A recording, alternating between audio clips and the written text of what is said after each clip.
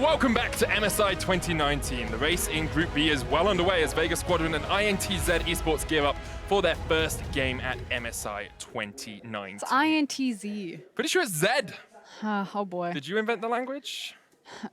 It's okay. Yeah, exactly. Exactly. Starting on the blue side for the first match of MSI, it's Vega Squadron from the LCL. In the top lane is Boss, jungle is AHaHaCiK, mid is Nomanz, bot is Gadget, support is Santa's, and coach is Invy. Now, this squad earned an international berth despite being counted out throughout their entire playoff run. And you heard them, most of the time when international fans think of CIS, they think about Gamut, they think about Albus Nox Luna, but now it is time for the Vega Squadron to take the stage. Now, their home analyst also bet against them. They had to go through both Gambit Gaming as well as Elements Pro Gaming to be here. I think that they are a very interesting and unique team because their champion pools are nuts. Yeah, they're absolutely crazy. I mean, we saw a Vayne mid, we see a lot of Nico bot lane, we've seen Karthus bot lane. There's a lot of interesting stuff going on here. They played Ezreal support, they played the Jarvan support. Yeah. And what's really cool to me is that the CIS as a region also use a lot of very creative compositions. It's a region that's dominated by kind of like their star players that just kind of define the meta with weird picks. Nunu was massive in CIS for like 3 weeks where he was perma-pick or ban. So I'm curious what preparation they've brought to the international stage. I'm just looking forward to a little bit of some Gouda. Challenging them on the red side, it's INTZ representing Brazil. In the top lane is Tay, their jungler Shini, mid Envy, bot Mills, support RedBert, and their coach Maestro. I'm not going to mince words. This is the redemption story for INTZ returning to the international stage and also for Brazil. They want to be up with the big boys again. They want to be considered alongside the VCS as kind of that premier power region. And it's, better late than never that Shini finally gets to make his way to the international stage. He is considered the best jungler in Brazil. Now, this was not the favorite team to be here. They had a upset 3-2 over Flamingo to make their way here, but over the course of the regular split, they were considered the second place team. They only lost to Flamengo in the regular season. And Keyed as well. Oh, and Keyed. But it was about time that they finally had their final form. They definitely had the mental fortitude to go through the gauntlet of 2 massive best of 5s, going the whole way through it. So props to INTZ. Definitely great to see them back on the international stage. Last time was Worlds 2016, where they actually took the last game of a main stage tournament that a Brazilian team has won against EDG, beating them in the group stages of that tournament. And they kind of had that golden era, that was the era where these teams had players like Revolta. I'm sure a lot of players or a lot of fans will remember his name associated with them. But since then, they've gutted the roster and they've kind of had their comeback story, their rebuild. And for me, it is still about that jungle star there. Shini, he's on your screen right there with the pink hair. I think he dyed it pink for playoffs. And he is just, I think, the strongest jungler in this group. Well, we'll keep our eyes on him. Then we saw Group A defined by the junglers. Last game was defined by top laners, specifically one Evie. Now, we are going to see the Jarvan taken away, LeBlanc removed by Vega on the blue side, INTZ on the red have taken that Kayle away, and no more Sona Taric for this game. I was actually very curious who was scrimming who. If the Group A teams would scrim the Group B teams and vice versa, but I feel like the Taric check, the Sona Taric check has now been removed. I mean, either INTZ have played up against or maybe they just watched that. Or they just watched the game. Still seeing that Jace taken away from Vega. Not usual that you see that on the blue side as a ban, but still a very strong pick. Envy is a phenomenal Jace player. Well, with the Morgana as the final ban from INTZ, it's an insta-lock Karthus here for Vega. So Vega Squadron were the first team in the CIS to bring out the Karthus priority, banning it, as well as the fact that they can play it in multiple positions. They can play it in the jungle, the mid lane, as well as in the bot lane. Something that you'll hear time and time again about these bot lanes in Group B is that all of them have the capacity to play mages. With the Karthus locked in, immediate response from INTZ. It's Ryze, it's Rek'Sai. These are the strong picks we've seen throughout the last couple of days. No real surprises to see them locked in this early on. Yeah, and I really like Rek'Sai for Shini particularly. So he is a jungle. When I watch him, I feel like he's kind of like me first. He's a very aggressive, gank heavy, looks for big opportunities and kind of snowballs himself and then transfers that power into the lane phase. Everything that starts for INTZ does start for Shini. On the Rek'Sai, you have so much agency in the early game. Into a Hecarim that, of course, could be jungle, could be top, and a Pyke lock. The first of MSI 2019, I do believe. So all you need to know about Gadget and Santa's down there in that bot lane, other than now that they have a Pyke, is that they demand attention. It doesn't matter what is happening in the draft. If it's like a weird pick where it's a support Ezreal, they've got a Mordekaiser down there, maybe it's the AD Nico, they demand that you pay attention to them and you must respect them. And they do play weird combinations to try to catch you off guard. I mean, this is the first time that we've seen Pyke taken by Vega at all. They haven't played him at all. They play it. I'm never going to doubt it. I can see something they've never played. Like, 100% they play everything. Play it, but it's just a lot of fun to see them cracking it out in their first game here, MSI. Braum is the answer from INTZ. Irelia banned by that Brazilian squad as well, and we'll see where Vega decide to go with their second phase of bans. And you know, we're making a lot of assumptions by assuming that could be mid lane. Could be mid lane. Exactly, and I wouldn't pet it past Vega. So again, the CIS, these teams have been known to kind of scrim over with the European teams. We've seen the Seek and Destroy composition that G2 brought out against Origin and absolutely crushed Origin with in week 1 of the LEC. That same type of composition was run in the CIS. You know, these are very creative, very close regions, and you see a lot of overlapping similarities. Okay, we'll have to wait for a couple more picks before we really work out exactly how this composition is going to line itself up. INTZ say, we don't want you getting the Cassiopeia. No ability to spam out those spells on that very strong sustain mage. Vega have looked towards the AD carries for their first ban here, might look towards another for their second. I think it tells me that that's probably going to be Envy's Ryze if they're trying to pinch the Cassiopeia, unless they just have a better read that they've scrimmed and they're very comfortable with this team and they think that it might flex somewhere else. A lot of times, Ryze into Cass can be a little bit frustrating. Yeah, very frustrating trying to deal with that matchup. She just sustains forever. INTZ have to blind pick something. Well, basically everything's blind picked here because Vega could take any of these champions into any of those roles. INTZ won't want something safe. What are we looking for? We're looking for a tank, we're looking for engage. What are they missing? I feel like they're missing more damage to follow up on.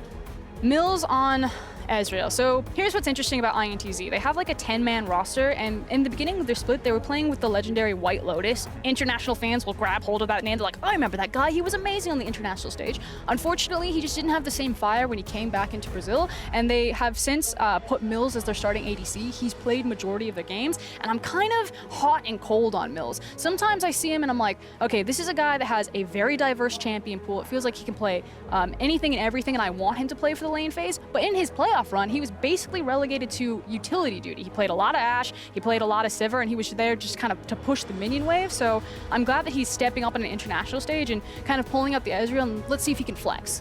So I like the brand hover there. I'm pretty sure that's a reference back to FLICKR when he played on Albus Nox Luna, because he was an incredible brand player, and maybe just a little bit of a reference saying, hey, FLICKR, you kind of made the big name for the CIS region here. They're gonna pick the Lee Sin as their final lock. So Karthus Pyke bot lane is what I'm thinking. Hecarim top, Lee Sin jungle, Syndra mid. I mean, you get the wave push power by having the Karthus in the marksman position, and the thing about Pyke is he's kind of like a win more support. He doesn't have a lot of control of the minion wave, so if Karthus can alleviate that burden for him and just allow Pyke to roam around or play kill and play forward in the lane, I expect it to kind of work like that. Final lock is Renekton for Tay. So it's going to be Renekton into Hecarim top matchup, you would think, with MB taking that Ryze towards the mid. We've had so many unique picks and so many strange picks here. Kind of talk to me about how these compositions are going to work here for us. What are these teams intending to do? Anytime I see Lee Sin and Syndra, I'm thinking that at level 6 and at level 9, or Syndra's level 9, when you walk into the jungle with those two characters, you automatically get priority. Like the 2v2 potential there is massive with the amount of burst damage, and I feel like that's where a lot of the pivot point starts for Vega Squadron. And then you have the likes of the Karthus and the Hecarim, which have so much scaling and team fight ability on them, whereas on the other side it looks like a much more standard composition from INTZ. Everyone's probably used to seeing these champions again and again, and when you have a Renekton, I feel like he gets a lot of the attention, the priority, especially when you have such a safe bot lane like Ezreal Braum. A little bit of an inventive composition coming out from our CIS representatives. Brazil going... standard for them. Oh, it's standard for them, but it's definitely not standard for the tournament meta so far. We'll have to see if it does end up paying dividends. INTZ, on the other hand, going a little bit more standard, playing the sort of thing that made them the champions of Brazil. The question is, can they weather the storm? Because it is going to be an almighty hurricane coming from the Vega Squadron. Yeah, and again, I expect a lot of attention to be given up to that top laner, Tay, initially on. In the playoffs, he did step up pretty massive on that Renekton as one of the carries of the team, but normally he is kind of that all-rounder type of top laner. Let's see if it pays dividends for him, giving him a little bit more of carry potential. Let's have a quick look across runes and masteries, because it's always interesting to see with sort of more eclectic compositions, piecemeal compositions, exactly who is taking what. We have Dark Harvest on Gadget, Electrocute on Nomanz, Conqueror on AHaHaCiK on that Lee Sin. It's Klepto Ezreal down towards the bottom lane as expected, and the rest of it, it's going to be Conqueror Rek'Sai, no Halo Blades for Shini here. Would you like a fun fact, Medic? I love fun facts, Frost. Are you channeling quick shot for this? Is this a quick stat? No, quick please, fact? let's not do that. Okay. AHaHaCiK means pineapple.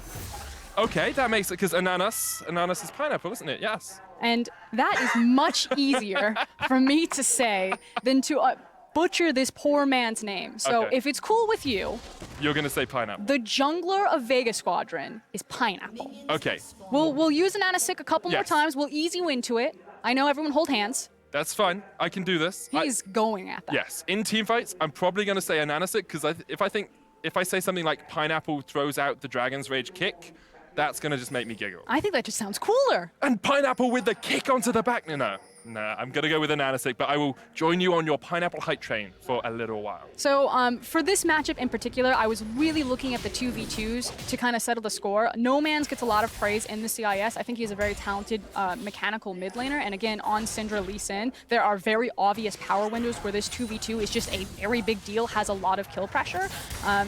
But I feel like it's kind of lopsided a little bit. I kind of weight Nomanz over Envy. I'm curious if that's how the matchup will actually go for them as individual players. But I weight Shini over Pineapple.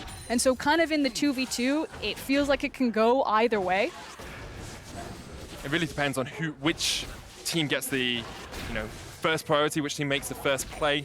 And this Space is checking into whom? regardless of matchup. I actually have just been very impressed with Shini's pathing. I think sometimes, though, he can go a little bit over-aggressive, but he tends to be a very smart jungler about the game and read the situation appropriately. This is actually really dangerous for Santos. He was caught out with the concussive blows, and RedBert and Mills hit the level 2 first down towards that bottom lane. So Santos took a huge amount of damage, chunked out, had to use his first potion of the lane. Early level spam from Braum and Ezreal, always going to be obnoxious by throwing out those Qs. And with Mills picking up the little mana potion as well, makes it even harder to fight against them, because you can't rely on the Ezreal running out of mana in the lane. It's going to be too sustained up. And AHaHaCiK, or Pineapple, as he is better known, is going to steal away this, take away the Scuttle Crab. We did see Shini take the bottom side one. He's pathed up towards his red buff. And for the moment, neither jungler are able to make too many forays into these lanes. But Boss is actually winning this trade into Tay in the top lane. The Hecarim has a huge amount of damage early on, and with the Corrupting Potion can just trade into the Renekton. Yeah, I feel like it was also the Corrupting Potion. So the thing about both these champions is they kind of deal with the wave in the same way, and that you want to be in the wave and you want to trade on your opponent while you're also pushing by like spamming either your Pull the Meek or your Rafflecopter if you're Hecarim. But having the access to the Corrupting Potion just kind of gave him the edge, and it looked like Boss just got a better position on the mini wave. Boss is going to back away just in time as Shini was on his way up towards the top side. Shini's actually done an entire jungle clear here, taken every single one of his camps, whereas AHaHaCiK is just a little bit behind in terms of campfire, but actually seems like Boss is going to stay around in that top lane, and AHaHaCiK going to come up and try and look for a gank here. Tay might overextend, not expecting Boss to be there. Oh, Boss! Devastating charges onto a minion. And that is not a Boss move to do. He's slippery. Yes. Oh, okay, wait. This could be important because Boss actually had to. They know he stayed around, and Shini sneaks into that top. I don't think they're looking for a dive. I hope they are. I mean, no, I don't think they're looking Okay. for the dive. I'm pretty sure that he's just here to make it safe for him to push this wave in. That does make sense. You don't want the Lee Sin ganking from behind when the teleport comes in from that Hecarim. Tay will push in the lane. Both the junglers have a called. And Shini goes double longsword boots instead of upgrading that jungle item. That moment when you make me question, I was like, oh, are they going to dive? Medic seems to think they're going to dive. The thing is, I didn't think they were, but I hoped. There was a certain aspiration in my heart as the Q does connect in the bottom lane, but stunned up. The gank coming in from AHaHaCiK, but they can't quite land the damage onto RedBert. Sonic Wave will hit from the Pineapple. but Mills tanks it up for his support. Good body blocking right there. And that's how I want this lane to go, at least if you're a Vega Squadron fan. You want Gadget to have it push forward, you know, remove a lot of those creeps in the way of Santis there, and Santis should just start throwing out spears, see what he connects with. You can see Gadget has played a lot of these unique champions down towards that bottom lane. 4-0 on the Karthus, triple Dorans. He's got a 31k DA as well. He actually just grabs a Dorans for each victory that he gets on Karthus. So you think it's triple Dorans, but it's going to be Quadra. Or does he get 5 just saying, well, I'm going to win this game as well. Get the Pentadorans. It feels like you should summon a Super Dorans if you get 5 of them. I mean, a pentagram. How are you going to move him from that lane? That's true. He's never going to be moved at all, and it also means that he has that extra mana regeneration. Nomanz will need the blue buff eventually in that middle lane. This mid lane, we wondered how it would go, how the matchup would really play. Seems to be pretty even early on. Ryze with the Aftershock is actually really hard for a Syndra to kill before you get some jungle attention and before you hit that level 6, which has just been popped by Nomanz. It feels like mid these days is really just kind of a tug of war back and forth with the minion wave. Again, I was looking for the window that once Pineapple there also has access to his Dragon Rage kick, just the sheer burst damage that comes out of Syndra ultimate on top of Lee Sin ultimate is quite devastating. So that's where I want Vega Squadron to start making their moves around. But here comes Shini. Sitting on a control ward, Nomanz has no awareness. He's going to step forward, puts the control ward down of his own. Shini goes in, but Pineapple round the corner. Only level 4, doesn't have the Dragon's Rage kick. We'll just force Envy and Shini here away, but Nomanz could actually fight Shini here. The Unleashed power is going to be a lot of damage. Shini flashes forward, goes unstoppable, but dies. Nomanz flashes away, and AHaHaCiK is the one to pick up the kill. And first blood in this game goes to the Vega Squadron. Very disrespectful there to kind of step forward. I think he was expecting that Envy would step up and give him a bit more coverage right there, but tests his luck against the Syndra, and Nomanz just stat checks him on the ultimate. Do you have more health than this damage? Doesn't even have any magic resist either, so it's definitely not going to work against that Unleashed power. Have another look at this, but it does just feel like Shini goes over-aggressive after realizing that AHaHaCiK is there. And the thing was, he was given the little wiggle, clicking back and forth pretty fast to try to make the Lee Sin Q miss, which he initially dodged, but then he saw that he was in a really rough spot, overreached for the control ward, and is like, maybe we can turn this 1-for-1. I'm going to die, but let's see if we can also grab Syndra, and trades Flash for Flash. Flash for Flash is okay. Envy still has a Flash of his own, but Nomanz has the cleanse, so he's a little bit safe in that middle lane. Yeah, except he didn't get the kill. The Pineapple is just gobbling up all of these kills. It's a prickly customer that you have to deal with. I think it's just a situation now where as long as Nomanz can make sure that he never loses control of the minion wave and he's never forced in an unsafe position without the Flash and holds on to his cleanse, that he's fine to take that trade. Oh, boss coming down is definitely going to help him out as well. Shini did get into this bush, but there was a ward spotting now. He scattered the weak out of the E, and he can't burrow to safety. Boss will take the kill, and Shini is 0-2-0. I said that Nomanz was a pretty solid mid laner. Really good catch right there on the Scout of the Week to deny him going over the wall, and Syndra, big deal. Yeah, pretty big deal. Vega actually going to use this to steal away the blue as well. You can give that across towards Gadget. He's now in an incredibly strong position on this Karthus, can just spam out the Skittles as much as possible. And Shini thought he was safe, but he had been spotted on a wall. But repeat attempts at this lane. You can see the idea. This Syndra doesn't have access to Flash. I still have Flash on the Ryze. Maybe he flashed forward, grab the hard CC, and then you can chain it into the Rek'Sai knockup and try to swing this lane kind of back in our favor. But an excellent read there from Vega Squadron. And maybe a little bit of the weight of expectation on Shinhi's shoulders as well, because we talked about it a lot in Pick and Ban. We said he's the guy, he's the best jungler probably in Brazil, the playmaker for this team. Both the last 2 times he's died, he's been trying to make a play, he's been trying to up the tempo a little bit, and he's just been caught out because of being a little bit over-aggressive.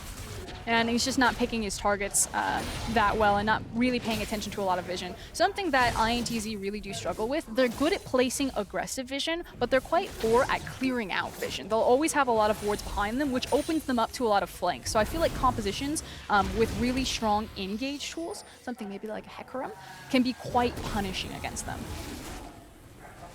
Did you realize Vega have a Hecarim? That's quite a strong engage tool, boss. Maybe they could go for some of those fights. Red buff stolen away here by AHaHaCiK, and it's the push prio in mid, the fact that you can see Nomanz coming up, helping out the team, and the fact that Santos can move away from that bottom lane because the Karthus is able to sustain by himself. Santos is here in the mid lane trying to deliver a present to Envy. The Requiem comes down. Braum in the middle of it all as RedBert pops a Glacial Fissure. Here's Shini, it's a 4v3 in favor of INTZ now. AHaHaCiK falls, and INTZ actually found the perfect turnaround. But this is where INTZ do get strong. Hold on, though. He's okay. Leaps to safety is that they are strong in their team fights. Now, it wasn't necessarily showcased there, but as this game progresses, I want viewers to really hone in on how INTZ are very patient during team fights. Particularly watch Envy and watch RedBert when they pick their moments to go in. We will keep our eyes on it. RedBert, of course, the only player on this team with international experience, played for Virtus Pro at MSI 2017. And at the start of this, you think it's all good for Vega Squadron. They catch out Envy, but then they can't quite follow up. But they expended so much on Envy, and I think they were surprised by the lack of damage that they did and the immediate response from INTZ's bot lane, which they had a clear pathway because they had gotten early control vision that's now just been cleared out by Santos there to walk up that river. And as much as the Karthus, can farm by himself pretty safely, pushing the lane will take a little bit of time. It does. If the Ezreal pushes it towards you, you have to take your time to push it back, and it gave INTZ a little bit of time just to move up towards that mid lane. Santos continues to land the bone skewers down towards that bottom side, but as of yet, that Pyke hasn't paid off completely. I mean, I think the idea, though, is that he's not there to get the kills in the lane. If he does, that's just a bonus. But anytime you have a Karthus, it's basically looking for parity at 15 minutes. And then if you're past the 15-minute mark, we've seen how Karthus can just end games because in late game presses are and massive devastation rains down on your team. Totally take games over. He's yet to get a Dark Harvest stack either. Of course, a little bit tougher to do that in a sort of 2v2 lane where you don't have kill threat than it is as a jungler. And with AHaHaCiK here clearing out the vision initially, he will go for the Mountain Drake. They have push in bot, they have push in mid. This is the perfect opportunity for him to use that. Shini here.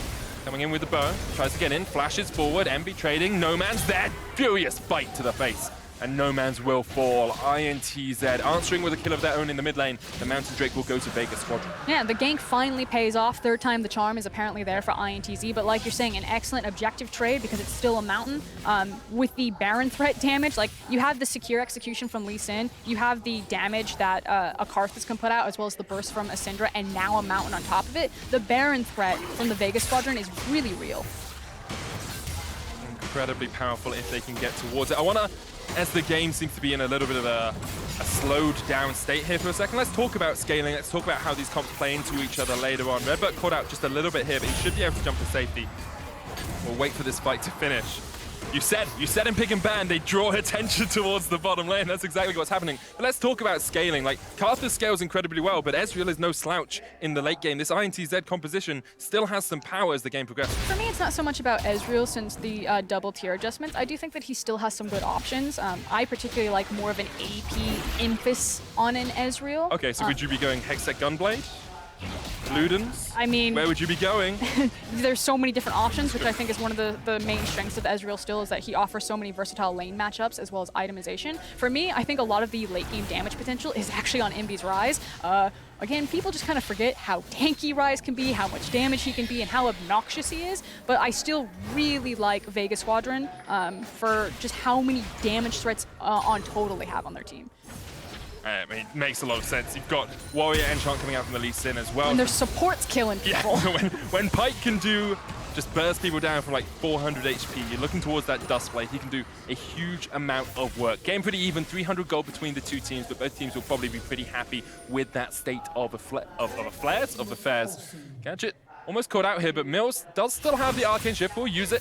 Santos couldn't quite land the Bone Skewer slow. Mills actually has to flash away because the Skittles were coming in, and he didn't have any safety from his support. I almost feel like they played the combo incorrectly there. What I would love to see them do, I'll hold it though. Santos Concussive Blows is going to come out here. The Glacial Fissure locks him in place. There's no real escape for the Pyke. Didn't have the flash up, and Mills will get a kill in that bottom lane. Excellent turnaround there. Imagine this. Imagine you're Karthus and you set the wall down and you find the slow and you just free allow Pyke to run up and to throw the Bone Skewer from melee range. So it's that much harder to dodge rather than trying to open with that. I think that would be a much more successful combination of using those two champions. Shini getting forced out here by Nomanz. That is actually something you see a lot from like lower level Pikes, and something I did when I initially played Pyke is you're kind of sitting right at the back and saying, how far away can I throw this skewer from? How far away can I hit my hook from? What you need to be doing is getting right into the face of the enemy carry, basically standing on top of them and then being like, well, you really can't dodge me because I'm going to land your skewer no matter where you go. I just think it would be really cool to see them abuse the mobility of Pyke and the slow from Karthus. So I think that there's a lot of cool combos that have yet to come out this game that still a possibility for. Well, hopefully we see them. I do always enjoy a cool combo. Nomanz going to be given across this blue buff. We're getting up towards that 15-minute mark where we talked about Karthus being incredibly powerful. He's got the Ludens first. Pretty even in terms of gold across the board. You can see 4 plates to 1, but INTZ have been able to make up for it with that extra kill. Boss coming down here. INTZ have reacted pretty well, but there are actually 5 members of Vega on their way. Santa's on towards Envy to start us off. Gadget forced back. The Scatter of the Weak will connect, but the Sonic Wave doesn't. Envy able to escape. Vega Squadron not quite finding the avenue of approach into this fight. Just walking that one out. Just a little bit of a walkabout. Meanwhile, it was Mills who got a free wave as well as denying a control ward, but seems pretty much like a stalemate at this point as we're looking for bigger item break points. Yeah, with plates down as well, getting a little bit of extra chip damage on the tower doesn't really amount to much. You know, eventually we're going to see 4-man, 5-man pushes for these turrets, and that's when they'll fall. But for now, 100 health here, 100 health there, doesn't matter too much to either of these teams. It's also about where the Rift Herald is going to be executed. You can see that Pineapple's got it right now, and if he goes bottom, they find some kills. Maybe he decides to unlock this lane. Really nice ward there from INTZ. The will spot out AHaHaCiK as he goes across, and it means immediately Tay pops the dominance in the top lane. Boss tried to use the unstoppable onslaught, but will get caught underneath the tower. Tay survives. Rift held juice down towards the bottom side. Vega Squadron trying to react to INTZ's play up towards that top side. Yep, and now we're in a tower race here to see who can push this one down. Rift Herald? Yeah, Rift Herald's always going to get it first, you have to feel. Headbutts the tower, and they will take it. INTZ will answer with 1 in the top lane. They'll be about 1,000 gold ahead at the end of this trade. But there is a dragon on the cards as well. It's only a cloud, but a little bit of extra speed, a little bit of extra rotation can definitely help you out. Envy's going to use the Realm Warp to get back underneath the tower. And I expect to see a Vega going back towards this Cloud Dragon. I think it should be a pretty good reset from Vega. I'm curious how they're going to set up their lane assignments and if they're going to move. Oh, Requiem! This could be enough. Mills just gets taken out. That was great combination from the Pineapple Man and from Gadget. And AHaHaCiK and Gadget teaming up perfectly. They land the Sonic Wave into the Dragon's Rage, into the Requiem, and it's goodbye, Mills. You couldn't even take I was like, okay, I'm going to think ahead. I'm going to try to predict this. Meanwhile, they're just like flying into the jungle, just executing people. You can see, again, one of the reasons why Karthus is so cool as a champion, because he offers so much pressure on any sort of assassination potential. And getting those kills onto Gadget is so powerful as well. The quicker you can get this Karthus towards 2-3 items, towards the Rabadons, is a huge power point for the mage. But one of the questions that I had is kind of where do they sit Gadget now that his lane has been opened up? Get another look at it. It's just unfair. They just knew as soon as it happened. I love the kick into Tempest as well, though. It's just like, just to make sure I'm going to land an E as you fly away from me. Mills felt the pain of the pineapple there. Because since they have the likes of Syndra, you don't normally see Syndra out into a side lane unless she's kiting very quickly back to her team. She can't be that overextended, doesn't have, you know, the best escape tools outside of a really nicely timed Scatter the Weak. But it looks like they are going to go ahead and send out Nomanz, and I just kind of want to pay attention to what he does on one of these side lanes if he's punished and caught out. We'll keep our eyes on him. Let's do a quick check across the items as well, as we are starting to see those first 2 or 3 items across the board. Trinity Force first for Boss, as expected. Glacial Fissure use this. Santos can just dodge away. That was very greedy from INTZ. But yeah, Trinity Force on Boss. Double Ludens sitting on Nomanz and Gadget. On the other side, you've got the Manamune stacking up for Mills alongside that Iceborne Gauntlet. And a Seraph's first for Envy in the middle lane on that Ryze. It feels like, though, that they're just going to be farming the waves back and forth. And again, we're looking at the junglers, or we're looking towards these cheating members kind of pushing their waves forward, and then immediately everyone looks for an opportunity. Can they find someone out of position? Can they look for the 1v2 in a side lane? It looks like Shini's looking down towards this bottom lane. Tay has finished his Spear of Sojourn, has the Dominus as well. They could go for the play, but the rest of Vega Squadron reacting pretty well. It's always hard to track a Pyke as well as he goes through the jungle like this. Has the Ghost Water dive. Tay's going to pop the ultimate. Boss just needs to survive until the Pyke can join them. Unstoppable Onslaught gets back underneath the tower, and INTZ can't go any further. The hook comes out, Bone Skewer doesn't hit because of the tunnel, but the rest of the team is on their way. Vega trying to make a play here down towards this bottom lane as AHaHaCiK joins. There's The TP coming in, Requiem, Sonic Wave It's double TP. Double TP, INTZ trying to react. The Realm Warp used, Santos can flash the wall, and AHaHaCiK will have that safeguard up in just a second. Goes to the minion, jumps away, and they will survive for the moment. True Shot Barrage not going to do too much. Meanwhile, Nomanz is still pushing in that top lane. And INTZ expended so much to try to chase that, but an excellent disengage. Yeah, nothing really happens except for up here. Nomanz gets to force it all the way back and get some decent damage onto this tower, but now it looks like INTZ doubling down on Boss, knowing that he doesn't have his ultimate. Yeah, that's the thing. Doesn't have the ultimate. It's so much easier to make the play here. Shini actually flashing forward. Boss trying to get away, but the Void Rush will chase him down. Ra indeed for Skurin. And a quick kill for the INTZ jungler. And after going 0-2-0, he is now sitting at 2-2-2. Nomanz will get the top tower eventually, but Tay is in a strong position into the Hecarim in a side lane now. Yeah, and that's kind of where you're trading your power points. The fact that Nomanz gets the extra experience, you can now see level 13 to level 12. Levels do mean a lot for unlocking the potential of Syndra there, versus trying to put that Hecarim down and give your Renekton a bit more teeth. Renekton's bite is incredibly strong right now.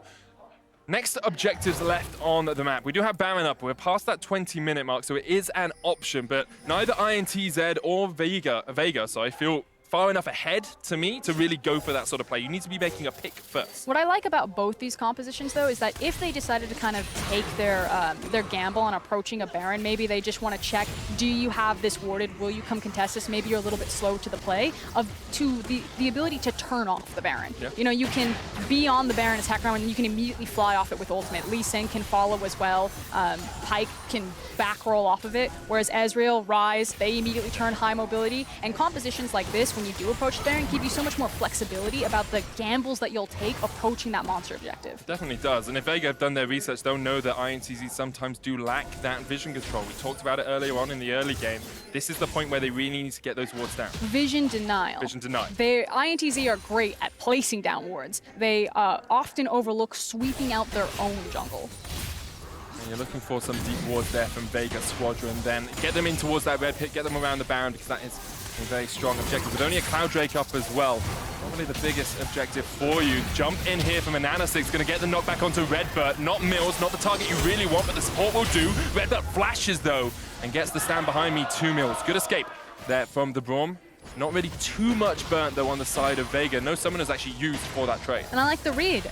You're in a 1-3-1 position here from INTZ, so if you actually manage to break the bot lane that's been parked there, you can try to crack one of those towers. Santos straight into the Ghostwater dive there. Didn't really want to get caught out. Misses the Bone Skewer. Phantom Undertow away as Nomanz forced back as well. Gadget was on his way up, but the heal will be used there from Santos. Just that passive healing, of course. Now, AHaHaCiK's making a play over towards the other side of the map. Tay has flash, has dominance, can just pop the ult straight away. Knocked back with a devastating charge against the Calder Meek. The Requiem comes out, but the Calder Meek will not be enough to heal him up. Boss takes his second kill of the game. And this is multiple reads from Vega Squadron trying to figure out, again, how they crack or break the 1-3-1 map setup here from INTZ, and it finally pays off in that bottom lane for the Hecarim, but it doesn't really translate into much. They get the kill, they get access to the Cloud Dragon, but they're looking for something bigger than that. You really, one kill just isn't enough at this portion of the game. Maybe I'm just a glutton for punishment because of all the Group A games where we're going at a kill a minute, but these games, they just don't seem to be as fast-paced, as high-tempo as some of the ones we've had earlier today. I expected these games to be slower paced just due to the nature of the teams playing in it, and I expected this game to be full of really creative compositions, and so far in the first 2 series, definitely paid off. It has definitely delivered. But again, that becomes, that begs like this meta question of, if this group isn't decided by like standard play League of Legends and these teams go into a best of 5, and let's say they just race through group stage by, you know, showcasing all of these creative, unique picks, it's super easy then for the Flash Wolves who are watching this to be like, and I'm gonna ban this, and I'm gonna ban this, and we're gonna see if you can actually play standard across from us on an international stage. And the question is as well, it's the first time really I think a lot of people thought that the Flash Wolves will be really challenged, right? The LMS as a region seems to have been a little bit weaker than it has in the past, and it was definitely an opportunity for a team like INTZ, for a team like Vega to push towards that group stage. Can they do it? Can they keep the sort of intensity up? Yeah, and already I'm very impressed with the quality of play. I feel like, you know, some people were down on Group B. You look at all the stacked competition of Group A, however will it compete? And already I've been surprised by Detonation Focus Me, loving the composition, and I'm feeling this game. Flash not available for Shini. Can't get onto Gadget. Unleashed power was used. Tay came in from the flank, and this is what we're tending to see in the last few minutes, you know? Teams getting the push prio in mid, then looking for a 5-man fight, but not quite able to find it. Baron is up. Boss is pushing down towards the bottom lane. Has the teleport if he wants to join the fight. And AHaHaCiK hits the Sonic Wave, but it's only onto RedBert. True shot barrage comes out from Mills, but the problem is there's so much wave clear on either side that neither team can really get purchased. There's also not a lot of engage tools, or excuse me, super hard engage tools from INTZ. You're either looking for a snare from Ryze or a flash knockup from Shini. It's really hard for Tay to get into the middle of the fight. That's not really what he's supposed to be doing on this Rek'Sai. So it's super free for Boss to be over in a side lane while his team is just eyeballing INTZ because they can't pull the trigger. Yeah, how do you hard engage onto a team like Vega? You have to expend a lot of cooldowns, a lot of flashes to get into position. So when you do find the hard engage, if you choose to pull the trigger, it better work. Definitely has to. I do want to bring a bit of attention to trinkets as well as we look towards the top lane. Shini in a position for a gank. Knockback with the Scatter of the Week, and AHaHaCiK hits the Sonic Wave, but Shini there in time. Looking down the trinkets, it's interesting to me to see one side you have 3 Oracle's lenses. That's the side of INTZ, the side that traditionally hasn't been great at clearing out wards. On the other side, only Santa's has one, and then he has Duskblade passive as well to try and spot people out. Now, INTZ have been caught out in the top lane. Envy taken out with the death from below. The Requiem's going to pop onto Shini as well. Uses the Void Rush to dodge it out, but he just dives into his death. His demise comes at the hands of the death from below. Santa's takes him out, and maybe that's a Baron call for Vega. Yeah, delayed the damage. You can see the immediate pings right there. We'll see how brave they are to pull the trigger on it. Nomanz trying to fruity up, get some mana. It's going to be really hard, not only because you don't have the smite contest here, but to try to steal this Baron away from the burst potential of a Syndra and a smite. Feels like INTZ's only option is to fight, and they're not going to pull it. Not going for it at all. Baron will be taken by Vega Squadron. 26 minutes in. Boss actually uses the Unstoppable Onslaught to jump across the wall there. They think they can catch out Tay. He was in the top lane, greeting for the minion wave, pulled back with the Bone Skewer. There's no escape for the Crocodile in that top lane, and Nomanz will take the kill. Look at that gold swing in favor of Vega Squadron from about even to 3,000 gold ahead now. And frankly, just a very careless mistake from Tay to think that he could show on that minion wave when you hear the Baron going down. Of course, they're just going to turn and kill you, but taking another look at how maybe all of this started, did they get a kill? So this was the Requiem coming out. True shot barrage used as well. Gadget just surviving. So this is when the kills were happening in the top lane. Gadget just about surviving and being able to use that Requiem. And then here was the pick that really sealed the deal for INTZ. Vega Squadron just racing up into the top lane, have the numbers advantage and the mobility advantage there first, and clean up the fight. Super speedy, and now we see that 5-man stack in the mid lane, or 4-man stack here from Vega, going to pay off dividends. When you have Baron buff, when you've got these empowered cannon minions, it becomes so much harder for the enemy team just to use their wave clear. Boss will join the team in just a second, and AHaHaCiK's actually gone back to pick up the wave, speeds up the minions with the Baron buff, and this next minion wave will join Vega in just 8 moments' time. And I like the fact Vega Squadron are threatening with a potential dive from Boss. They feel so powerful right now with Baron. They're a composition that can siege quite safely, despite the fact that they don't have a lot of range because there's no traditional APC, because they have the threat of the Syndra Scatter of the Week. So they're looking for those windows that anytime the balls are down and there's a possibility that Nomanz could stun someone up and just delete someone, that INTZ immediately need to respect. Nomanz gone for the 3rd item, Void Staff, here as well, which I actually really like against this composition. You've got Hex Drinker and the Mercurial Treads in the top lane on Tay. You've got the GA for a bit of magic resist on Shini, and then you've got, sorry, no magic resist from GA anymore, but you have the Banshee's Veil on Envy for some magic resist there as well. So he is actually getting efficiency out of that Void Staff. Vega now pushing in the bottom lane, looking for this next turret. Should be an easy enough take for them. They extends that gold lead up to about 4,000 gold right now. Trade here, Unstoppable Onslaught, the Requiem. Envy does have the Ceres, has quite a lot of shielding. Very strong Ryze. We talked about how well he scales up, and you said he's going to be their main damage threat as the game does progress. INTZ showing us that Envy still is here to party. I just feel like when you have a champion and your role isn't just like assassin or mage, but it's like tank, assassin, machine gun, mage, mobility, that maybe the champion's in a healthy spot. Ryze is just very good as a champion, right? He's got escape tools.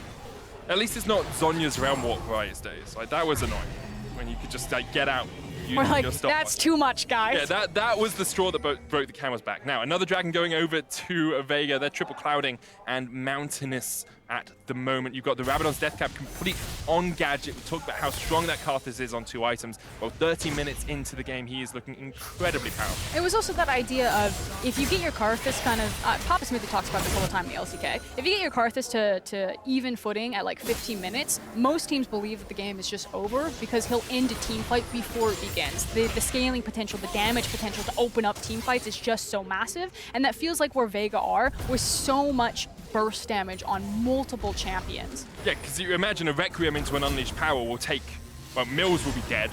RedBert would probably be close to dead unless she uses the Unbreakable Shield. You don't really have that much magic resist on Shini either, so he's going to struggle. MB knocked back with the Scatter of the Weak, using the Spell Flux to clear out the minion wave, but 3 members of INTZ are having to answer here in the top side. The only joy for them is the Baron has expired and their inhibitor line has not been broken by Vega. And it feels like if they want to win these team fights, it's kind of about surviving the initial onslaught of Vega Squadron. If INTZ can survive the Requiem as well as the Syndra ultimate, then maybe they look to kind of turn the fight or turn the tides on the fight and look for the engage. But again, you don't have a lot of hard engage options. They have shown us they can fight from behind. They did it against Flamengo in their finals.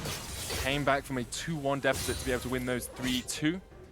Question is, can they do it within this game? Do they have the tools at their disposal, or are they just outcomped? Are they outdrafted as we get past the 30-minute mark in this match? I think it was an issue of execution. I liked the draft, but when Shini tried to double down on camping for his Ryze, on looking for the hard CC, it was just a better read from Pineapple and better play from Nomanz. Good supple round from AHaHaCiK. The Banshee's Veil was popped there. Scatter the Weak used onto towards the Ryze. Gadget flashes away. Glacial Fissure doesn't hit from RedBert. Wasn't predicting that the flash would come out. Tower fort fell in the top lane for Vega. They continue just to chip away at the defenses of INTZ. Mills didn't go down the AP route on this Ezreal. Went for the Blade of the Ruin King, the more traditional Ezreal build here, and is now going towards a more of Malmortius as well. And I think that's the big thing for me. It's the fact that he felt he had to spec into the Hex Drinker there. Unfortunately for Ezreal, he can't make use of the lifeline as most ADCs can with Phantom Dancer. And instead, like, Phantom Dancer's power curve feels so nice because you get the lifeline passive from it while not sacrificing any of your damage potential, whereas Hex Drinker just feels so bad. And it was kind of one of the big itemization changes in kind of an ecosystem that I felt really took Ezreal down from S tier into A tier. Like, I think, again, the versatility of his lane phase, how safe he can be, versatility of itemization still put him up there, which is why we see him continue to be played. But I feel like it was a big factor. It definitely was. Other AD carries just kind of have a much more smooth curve in terms of itemization, in terms of power. That and the double tier being removed as well from the Ezreal made it a lot harder for him to get all of that late game damage. But he is still a powerful threat. MB building up towards his Rabadon's Death Cap. You have to think, with the Baron live once again, INTZ will be trying to play down towards that bottom side. I do wonder if we saw Tay matching straight up into boss, whether that Renekton would be able to deal with the Hecarim. But if we look globally again, yep. So we're talking about the Hex Drinker, you're talking about, you know, can they deal with the tools from Vega Squadron? You have, what, 2 Hex Drinkers, as well as a Banshee Veil. The Locket looks like it's trying to come in here for Braum. Oh, fight onto RedBert here as Nomanz Not soon enough. him out. RedBert surviving for the moment. Mills locked underneath the tower. The Requiem's going to come out. That will be a dead Braum, you have to feel. It's a double. He takes out Mills from about half HP there. That's the buy one, get one free. Just a pretty happy deal there for Gadget, and now Vega Squad can turn straight on towards Baron. You have to, INTZ have to fight this. You have to do something. I was thinking glass half full. I'm like, they're trying to get their defensive items, they're trying to survive it, but they're pulling the trigger. Shini going in, pops the Void Rush, it's all onto Nomanz, goes into the GM. MB flashing forwards, gets one, the temple coming in for Tay as well, but is it too little too late? INTZ force back, MB low, death from below will take him out, and now Vega Squadron, Gadget actually gonna die to the Baron. Gadget's behind it, the shields isn't enough, he's still alive. Tay turns on the boss, Gadget dies! Gadget is down, but the Baron goes down in favor of Vega as well. Now Tay in a 1v3 flashes away, Shini trying to run for the wins as well. Tay with a slice and dice, but the chase comes in. It's not enough. He's down. Tay heals up from the cold. Shini, just help him! 2v1 is Shini. Go do it. Stop clearing the minions. CS doesn't matter. You can help your man. True Shot Barrage misses to the side. Shini with the burrow forward. Vega Squadron on the retreat. They need to save these Baron buffs. And AHaHaCiK's going to jump across the wall, but the slice and dice is on the chase. Boss ran up towards the top side. They're going for him. They'll give away one. They'll say the Lee Sin can get away, but this Baron recall is going to be in time, and INTZ can't take them all down in time. Vega Squadron get out with Baron buff on boss and on AHaHaCiK. So recap, Vega Squadron, they get the Baron, they have it on 2 members, which means they can at least apply it on multiple waves. I think it's actually really big that they're able to do that. They can split it up and they can start eating up this map. But I just want to say this. This was such a huge moment for Tay. This guy has had multiple role swaps in Brazil. He's constantly put down. He faces a lot of community scrutiny. He was thought to be a big problem in a lot of his teams, and he came to play today. He was in the blood, in the court right there. He was trying to hold it down, and Shini left him. Shini just wanted to survive, maybe trying to get out, didn't realize Tay could turn it around. And as you say, Tay has played 4 roles competitively. The only place he hasn't been is in that supporting role. We even saw him on Pain Gaming going AD carry as well. So he's been all over the map. At the moment, it seems like top lane is his island. I mean, that was the only silver lining there is they're not dealing with 5 Baron buffs, but this is still a very heavily favored Vega Squadron game. Definitely, and with Boss surviving with his in the side lane as well, it makes that 1-4 that we have seen Vega pull out very, very effective. Now, True Shot Barrage is going to catch out Gadget just a little bit. Shini's on the flank, Boss pushing up towards the top lane. Vega Squadron splitting up the map a little bit. They have a 5,000 gold lead. They also have a 5 Dragon power play if they can get the Elder, which spawns in a while. Big thing, though, is that the GA was also popped for Shini, so again, one of those defensive pieces is now the GA on Tay as well. So again, multiple Hex Drinkers, multiple GAs. The plan is survive. Survive the initial burst, then we try to turn it down. But Vega, they don't necessarily even need to fight. They can try to split up this Baron. They can try to siege the towers. Maybe they look to end it right here and now, depending on who they hit with the Scatter the Weak. Last time we saw Vega get the Baron, they weren't able to break this inhibitor line. It was one of the only reasons INTZ actually survived in the game. Now they're just saying, okay, we can group up 5, we can push this 5 and look for these inhibitors. The Cannon Minion's still alive, but Mills has some long-range poke. One of the benefits of Ezreal is you can get these Cannon Minions down from quite a long way away.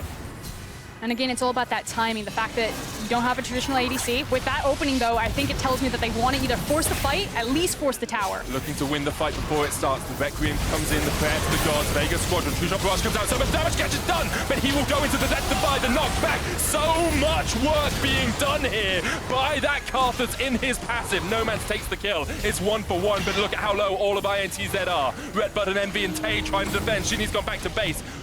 Vega Squadron still have the teleport on boss. They have 15 seconds left on this Baron power play and just one inhibitor tower that they're looking to take. That was the big thing. It was the fact that the tower was still standing, but finally the hit. Maybe the jungler. He gets hooked. The death from below comes out as well. It wasn't even needed. Nomanz takes his 3rd kill of the game, and Shini, it's been a story of 2 junglers this game. He's go from absolutely awful at the start to great in the middle, and now getting caught out. Paying off for the enemy team. Death from below as well from Santos, taking out the enemy support.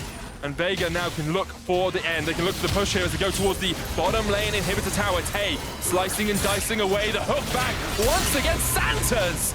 Can this man do everything? He's hit hook after hook. He gets kill after kill, and Vega Squadron are looking for the win. It felt like a story of 2 regions. Who was going to find the redemption? Who was going to say, you remember Albus Nox Luna, you remember Kaboom, but remember my name. And it is CIS, Vega Squadron, that come out on top. Vega Squadron coming, showing us that they are here to party. They'll take their first game of MSI 2019 with a convincing win over INTZ. I know, you were looking for the Albus Nox Luna year, but it's a different CIS team this time around, and what a splash. Going through the fan favorites, now showing to their region, hey, we deserve to be here. It wasn't a fluke. It wasn't just about the cheese picks. We can make these creative compositions work on an international stage. And that's why I was thinking of Albus Nox Luna as well, because I remember the brands. I remember these creative picks that they went for, and it looks like the spirit of the Commonwealth of Independent States lives on through Vega Squadron. Of course, INTZ, it wasn't a poor game from them. Shini had